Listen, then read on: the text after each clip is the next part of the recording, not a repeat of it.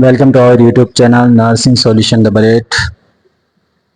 ठीक है, आज ये जो वीडियो है अपने स्पेशली जो फोर्थ सेम के बच्चे हैं उनके एग्जाम होने वाला है अभी एडल्ट हेल्थ का, उनके लिए कि उनको क्या क्या टॉपिक जो है मेनली इसमें पढ़ने चाहिए अपने एडल्ट हेल्थ के अंदर में जो एग्जाम में आ सकते हैं, कौन कौन सी डिजीज ऐसी हैं जिनके बारे में आपको एग्जाम में पूछा जा सकता है, तो उनके बारे में अपन बात करेंगे। पहला टॉपिक जो आपका आता है यूनिट जो आपका स्टार्ट होता है इसके अंदर में, ये ईएनटी के अंदर में से क्या पूछ सकते हैं आपको, तो थोड़ा सा जो आपका ईयर है इसके अंदर में से आपको एक जैसे ओटाइटिस मीडिया के बारे में पूछ सकते हैं। इसके अंदर में एक क्वेश्चन बन सकता है स्पेशली कौन सा, ओटाइटिस का।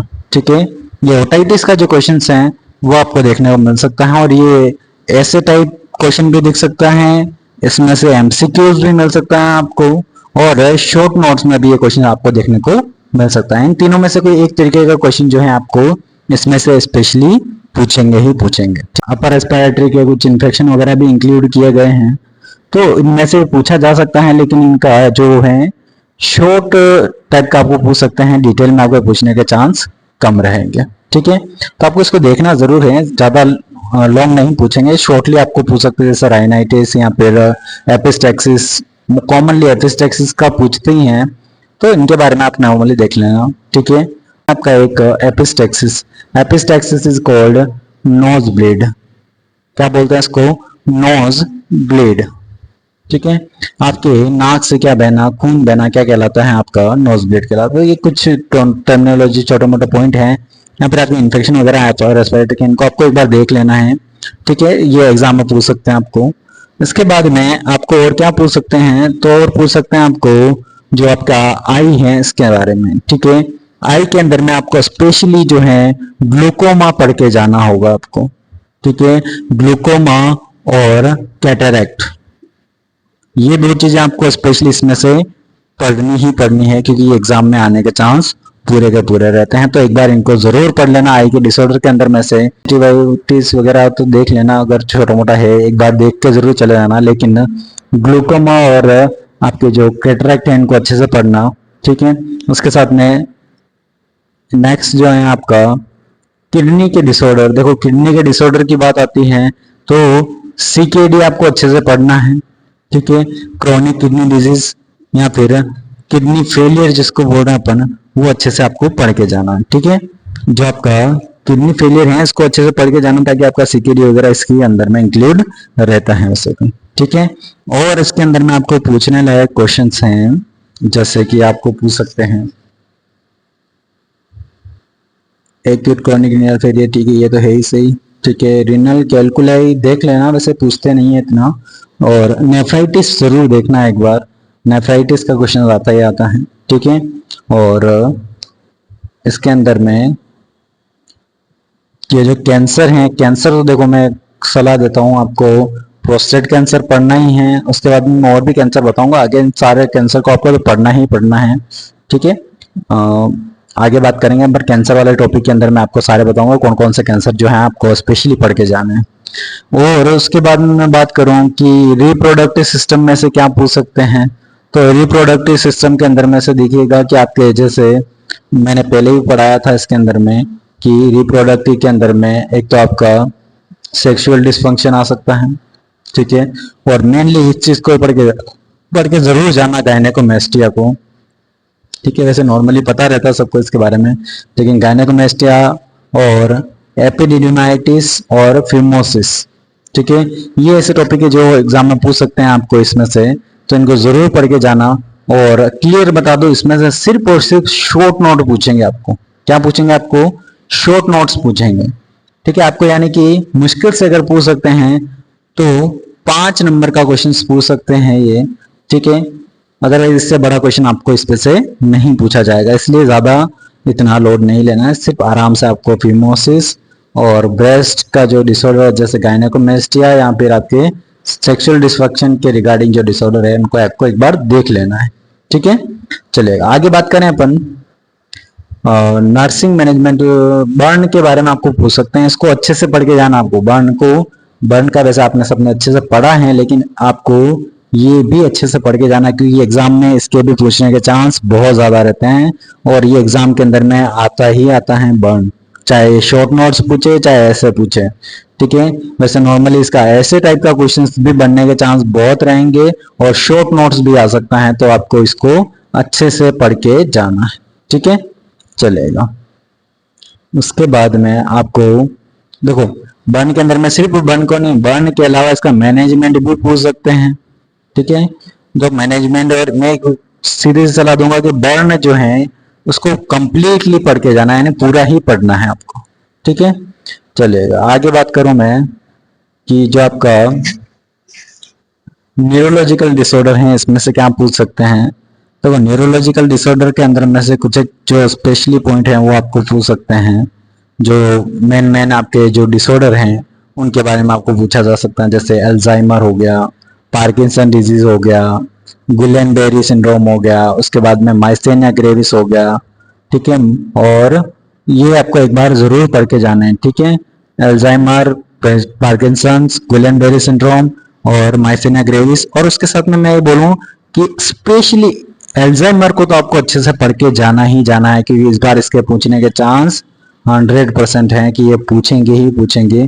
तो आपको अल्जाइमर तो अच्छे से पढ़ना ही पढ़ना है, उसके साथ में ये भी आपको पढ़ के जाना है, ठीक है। उसके बाद में आपको इसके अंदर में और पढ़ना है आपको एपिलेप्सी, ठीक है, सीजर्स जो हैं इनके बारे में आपको पढ़ के जाना है, ठीक है, चलिए। और नेक्स्ट अगर बात करूं इसके अंदर में आपके इम्यूनोलॉजिकल जो डिसऑर्डर हैं उसके अंदर में से आपको जैसे HIV एड्स का तो पढ़ना ही है, इम्पोर्टेंट है, ठीक है। HIV एड्स पढ़ के जाना है आपको इम्पोर्टेंटली इसके अंदर में, ठीक है। उसके साथ में आपसे ये नाको के बारे में जरूर पूछ सकते हैं कि ये नाको प्रोग्राम क्या है। मैं भी शॉर्ट नोट्स के अंदर में आपको नाको के बारे में पूछा जा सकता है, तो नाको का भी एक बार आपको पढ़ के जाना है, ठीक है, चलेगा। आगे बात करें अपन ऑन्कोलॉजी की, बात करें ऑन्कोलॉजी की तो कौन कौन से, देखो ऑन्कोलॉजी के अंदर में 2-3 चीजें हैं जो आपको पहले स्पेशली पढ़ लेनी है। जैसे कि आपका डिफरेंस पढ़ लेना किसके बीच का, डिफरेंस जो पढ़ना है आपका, एक तो ट्यूमर और सिस्ट के बीच का डिफरेंस आपको पता होना चाहिए। दूसरा आपको मैलिग्नेंट और नॉन मैलिग्नेंट के बारे में आपको ट्यूमर के बारे में पता होना चाहिए। नॉन मैलिग्नेंट ट्यूमर के बारे में आपको पता होना चाहिए, ठीक है। तो ये 2 चीजें आपको इसमें पढ़नी ही पढ़नी है। उसके बाद में आपको मैंने पहले ही समझाया है कि ड्रग्स जो हैं वो आपको कीमोथेरेपी, रेडियोथेरेपी, इनकी कम से कम 2 ड्रग आपको याद रखनी है। इसके अंदर में रेडियोथेरेपी के अंदर में भी कुछ एक चीजें आपको याद रखनी है, जैसे रेडियोथेरेपी की सेफ्टी वगैरह, या फिर इन चीजों के बारे में आपको जरूर एक बार पढ़ना है। और सर्जरीज का भी आपको याद रखना है इसमें, ठीक है। तो वो याद क्यों रखना है कि कोई सा भी अगर कैंसर पूछते हैं तो उसके अंदर में ट्रीटमेंट के अंदर में रेडियोथेरेपी, कीमोथेरेपी, इम्यूनोथेरेपी और सर्जरी ये इंक्लूड होता है। तो जब आपको इनके बारे में पता रहेगा तो आप जैसे 2 सर्जरी तो आप याद नहीं कर सकते, लेकिन जिस जगह की सर्जरी और जगह के हिसाब से आप सर्जरी प्लान कर सकते। लेकिन कीमोथेरेपी की ड्रग आप सब में कॉमन दोगे, तो कीमोथेरेपी की ड्रग तो आपको कम से कम 2 ड्रग एटलीस्ट मुंह पे याद होनी चाहिए आपको, ठीक है। और इसके अंदर में अब ये 2-3 चीजें हैं जो अच्छे से पढ़ लेना, जैसे पैलिएटिव केयर, सपोर्टिव केयर और हॉस्पिस केयर, ये 3 चीजें आप पढ़ के जाना, ठीक है। उसके बाद में अब बात करूं मैं कैंसर कौन कौन सा पढ़ना है, तो देखो इसके अंदर में सबसे ज्यादा पूछने के चांस रहते हैं, एक तो प्रोस्टेट कैंसर के, दूसरा आपका पूछ सकते हैं और इसके अंदर में आपका ब्रेस्ट कैंसर, और उसके बाद में पूछ सकते हैं आपसे सर्वाइकल कैंसर। ये 3 कैंसर जो हैं इंपॉर्टेंट हैं आपके एग्जाम ऑफ यूज है, क्योंकि एग्जाम के अंदर में मेनली ये तीनों कैंसर में से एक कैंसर पूछा ही जाता है। और स्किन कैंसर का भी आपको पढ़ लेना है, ताकि प्रीवियस एग्जाम के जो हैं वो भी आपको अगर वापस से पूछ लिया जाता तो आप एग्जाम में लिख सको, ठीक है। क्योंकि स्किन कैंसर के बारे में भी आपको इसके अंदर में पूछा जा सकता है। चलिए आगे बात करें अपन कि और क्या है इसके अंदर में, तो आपको डिजास्टर मैनेजमेंट के अंदर में से आपको जरूर पढ़ना है। डिजास्टर मैनेजमेंट के अंदर में कि डिजास्टर क्या होता है, इसके टाइप क्या होते हैं, और किसी एक डिजास्टर के बारे में आपको पूछा जा सकता है, तो आपको डिजास्टर के मैनेजमेंट के बारे में आपको अच्छे से पढ़ के जाना है, ठीक है। तो आपको डिजास्टर के अंदर में स्पेशली आपको टाइप ऑफ डिजास्टर क्या होता है डिजास्टर की डेफिनेशन, ठीक है, और इसके नेचर वगैरह आपको पढ़ के ही जाना है एक बार से, ठीक है। और क्लासिफिकेशन जरूर देख लेना डिजास्टर के कि कौन कौन से क्लासिफाई करा हुआ है किस किस के अंदर में, ठीक है। उसके बाद में nursing care of elderly, elderly nursing care वाले में से आपको छोटा मोटा क्वेश्चंस नहीं बन के इसमें से और एमसीक्यू टाइप के जो क्वेश्चंस हैं वो बन सकते हैं, ठीक है। शॉर्ट नोट्स में भी दे सकते हैं, बाकी नहीं भी दे सकते हैं, ठीक है। तो छोटा मोटा क्वेश्चन इसमें से आपको देखने को मिल सकता है, ठीक है, चलेगा। उसके बाद में जो आपका इसमें से होम केयर का जरूर में भी पूछ सकते हैं, लेकिन इतना कोई इंपॉर्टेंट नहीं है, फिर भी एक बार के लिए होम केयर जरूर पढ़ लेना इसमें। क्रिटिकल यूनिट के अंदर का जो पेशेंट का नर्सिंग क्रिटिकल केयर यूनिट का जो है वो देखते हैं कि नर्सिंग मैनेजमेंट के अंदर में जो सीसीयू है उसमें क्या पूछ सकते हैं आपसे। तो सिंपल सी बात है, कुछ प्रोटोकॉल्स पॉलिसीज आपको इसमें से पढ़ लेनी है, प्रिंसिपल्स पूछ सकते हैं आपसे, ठीक है। तो ये कॉमन से जो थ्योरेटिकल टाइप के हैं इनको आपको अच्छे से देख लेना है। वैसे तो इनका जो यूज है ज्यादातर आपको सिंपल सा इसके अंदर में अपने जो एग्जाम के व्यू से इसके अंदर में शॉर्ट नोट्स में क्वेश्चन पूछते हैं, ठीक है। शॉर्ट नोट्स में कैसे, जैसे आईसीयू का बोल दिया, बोले आईसीयू का जो है आप स्टाफिंग कीजिए, ठीक है, स्टाफिंग पूछ लिया आईसीयू का। तो इस तरीके से छोटे मोटे टॉपिक आप इसको इनमें से पूछ सकते हैं, लेकिन शॉर्ट नोट्स आपको जरूर देखने को मिलेगा इसके अंदर में से। और आपका बचता है इसके अंदर में जो आपके हैजार्ड्स हैं, ऑक्यूपेशनल एंड इंडस्ट्रियल डिसऑर्डर्स जो वगैरह जो हैं उनमें से आपको क्वेश्चंस पूछ सकते हैं। तो ऑक्यूपेशनल जो डिसऑर्डर है इनके बारे में आपको एक बार पढ़ के जाना है थोड़ा। क्रिटिकल वाले में आपको सिंपल सा शॉर्ट नोट्स पूछ सकते हैं, जैसे कि आईसीयू का स्टाफिंग पूछ लिया, ठीक है, तो उसके रिगार्डिंग आपको पूछा जा सकता है, तो इनको भी आपको एक बार देख लेना है।